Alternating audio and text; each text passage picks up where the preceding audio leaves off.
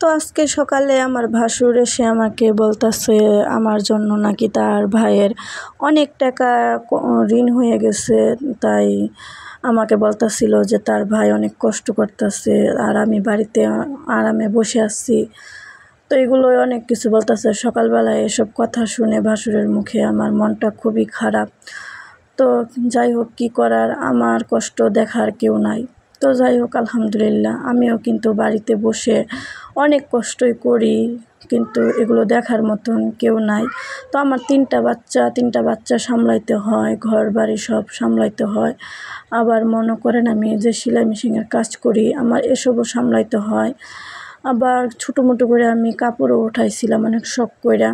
তো গ্রামের এদিকে তেমন সেল হয় না। তো যাই হোক, আলহামদুলিল্লাহ তারপরেও আমি চেষ্টা ছাড়ি নাই।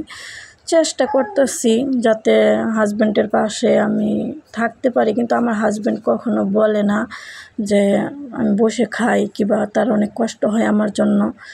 কিন্তু তার ভাই বোন তারা আমার সব সময় এসব নিয়ে অনেক কথা শোনায়। তো যাই হোক, তারপরেও আমি নিজ থেকে অনেক চেষ্টা করি।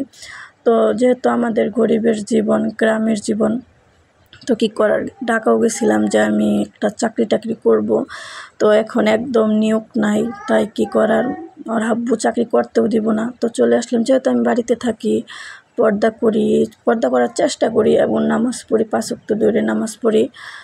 তো এইটুকু আসার আমার ইচ্ছা ছিল না। তো যাই হোক, মানুষ বলে অভাবের স্বভাব নষ্ট। তাই ভাবলাম আমি তো আমার ফেস দেখাচ্ছি না, যদি কোনো কাজ কাম দেখে আমি এখান থেকে কিছু ইনকাম করতে পারি, আপনারা যদি আমার সাপোর্ট করেন, যদি আমি কিছুটা হলেও আগাইতে পারি, বাচ্চা কাচ্চা নিয়ে, স্বামী সন্তান নিয়ে, হয়তো বা মানুষের এসব কটু কথার থেকে একদিন বের হয়ে আসতে পারবো আর কি। তো আপনারা আমাকে সাপোর্ট করবেন কি না, আপনাদের ইচ্ছা। তো আমি এসব কথা কিন্তু একদম আমার মন থেকে বলতেছি, আমার সত্য কথা।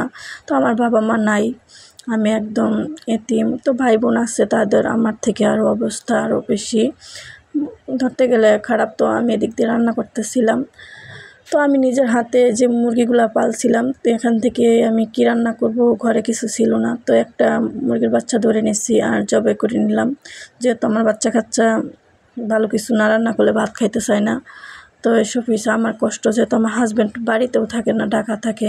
তো বাজার ঘাট সব কিছু একা করে, বাচ্চাদের স্কুল মাদ্রাসা সব আমার নিজেরই সামলাইতে হয়।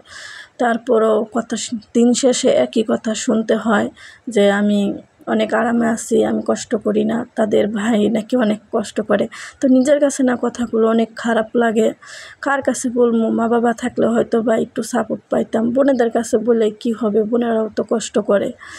তো আমার থেকে কিন্তু আমার বোনেরাও আরও বেশি কষ্ট করে। তো আলহামদুলিল্লাহ, আল্লাহ আমাকে যেভাবে রাখছে, আমি আল্লাহর কাছে শুকরিয়া যে আল্লাহ আমাকে অনেক ভালো রাখছে। তারপর মানুষের কথাগুলো না আমার অনেক খারাপ লাগে। তো যাই হোক, আমি নিজের পায়ে দাঁড়াতে চাই, আমি নিজে কিছু করতে চাই। আমি কারো উপরে ডিপেন্ড করে চলা পছন্দ করি না। তো আপনাদের কাছে অনুরোধ, আপনারা সবাই আমার পাশে থাকবেন। আমি চেষ্টা করব আমার সবটুকু দিয়া যাতে আপনাদের মাঝে আমি জায়গা করে নিতে পারি। তো আপনারা যদি চান, অবশ্যই আমি সামনে আগাইতে পারবো। তো আপনাদের দোয়া আর ভালোবাসা পাইলে আমি অবশ্যই আগাবো। তো যাই হোক, তারা বললে তো ধরে রাখা যাবে না। তো আপনারা আমার জন্য দোয়া করবেন আর আমার পাশে থাকবেন আর আমার ভিডিওটা শেয়ার করে দিবেন। সবাই ভালো থাকবেন, সুস্থ থাকবেন। আজকে এই পর্যন্ত। আসসালামু আলাইকুম।